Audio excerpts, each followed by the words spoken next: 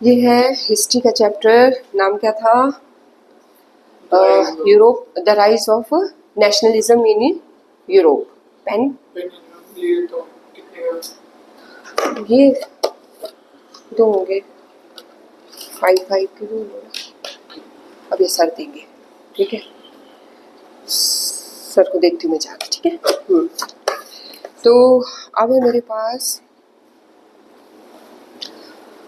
10th class history and chapter name is rise of nationalism and कल 2 question हमने कर लिए थे, समझ लिए थे, अपने लर्न कर लिए थे। एक ही है तो ये अंडरलाइन कैसे है? हम ये कर रहे थे बट पीए में तो आ रहा था तो फिर वो वाले सब चैप्टर में सब कर रहे थे। ओके, तो ये समझाना है या समझ है आपको? समझना है, okay.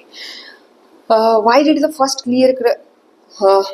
when did the first clear cut expression of nationalism come in France?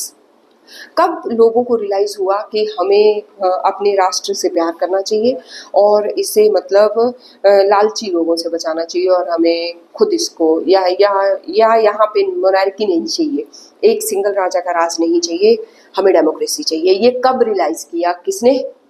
France ने। तो बोलते सबसे पहले जो एक्सप्रेशन सामने आया लोगों का नेशनलिज्म का फ्रांस में, वो फ्रेंच रेवोल्यूशन के दौरान आया। और वो कब हुआ था? 1789 में हुआ था। कब हुआ था?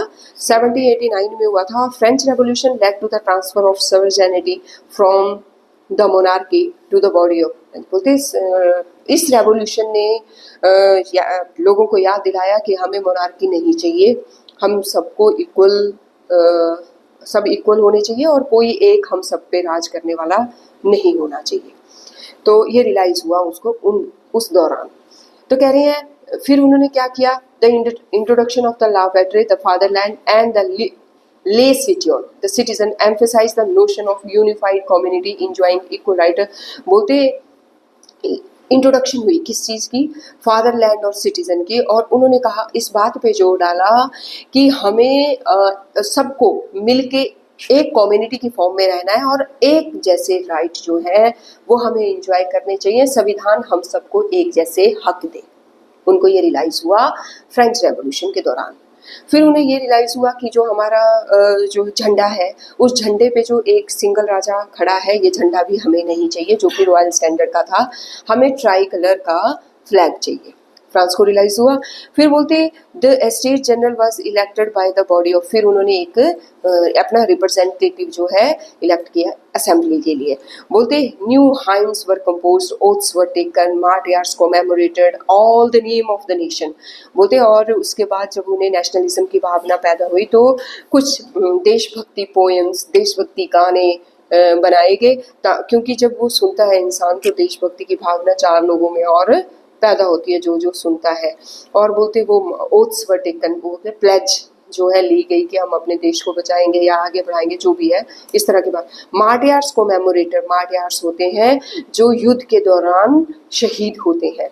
तो युद्ध के दौरान जो शहीद हुए थे, शहीद, वो कोमेमोरेट होता है याद करना, उनको याद किया गया, ठीक है? जब और ओथ्स ली गई देश को आगे बढ़ाने की और एकजुट रहने की। उसके बाद जो जैसे हमारे हिमाचल में होता है या यहाँ जैसे कुछ और पहाड़ी होती है, वहाँ जैसे कुछ और पहाड़ी है ना, ऐसे होता है ना। जैसे हम बोलते हैं किती चल रहा, तो मतलब आप बोलोगे कुती चल रहा, आगे जैसे जाओगे चंबा में कताई चलो रहा। तो इस तरह से मतलब जो है डायलैक्ट से चेंज होते रहते थे। तो बोलते वो डिस्करेज किए गए कि भाई जगह जगह अलग अलग शब्दों को या जब अलग अलग लैंग्वेज नहीं चलेंगी, एक ही लैंग्वेज पूरे देश में रहेगी। ये कब हुआ? जब उनमें राष्ट्रीय एकता की भावना जो है सब में पैदा होगी। Is it okay? इसके बाद है what changes did Napoleon introduce to make the administrative system more efficient in the territories ruled by him? जो नेपोलियन था उसने एडमिनिस्ट्रेटिव सिस्टम चेंज कर दिया, सारा चेंज किया, एडमिनिस्ट्रेटिव सिस्टम चेंज कर दिया अपनी उसमें। किस लिए? ताकि वो और एफिशिएंट हो और बेटर हो। और उस बेटरमेंट के लिए उसने कौन कौन सी बातें की शुरू की वो बता दिया। नेपोलियन के बारे में और भी क्वेश्चंस आएंगे, लेकिन हम एक ही करेंगे और इसी से सारा निकाल लेंगे निचोड़, ठीक है।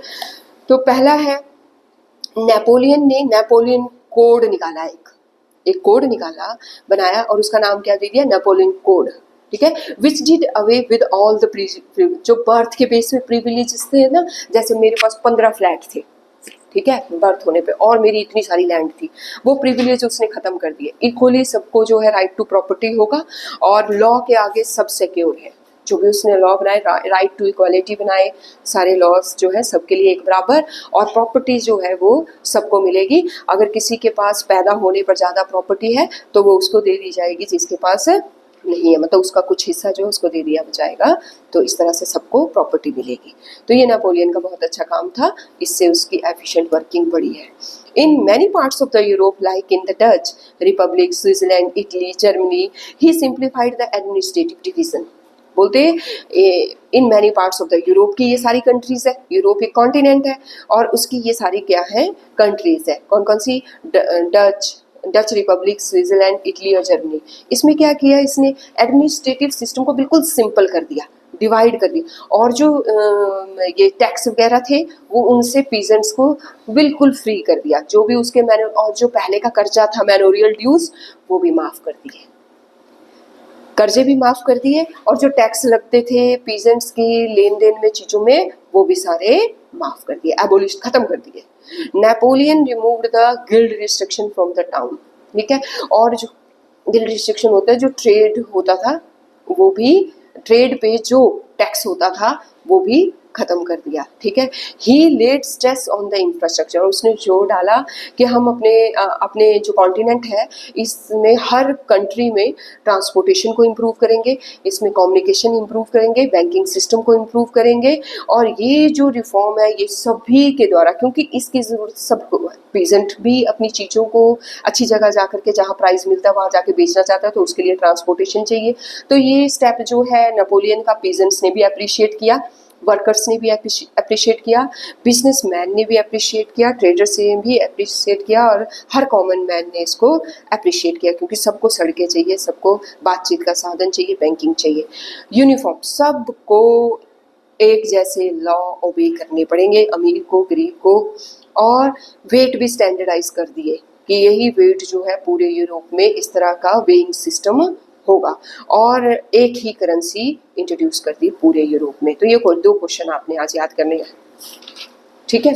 फिर इसके बाद हम साइंस करेंगे, ठीक है।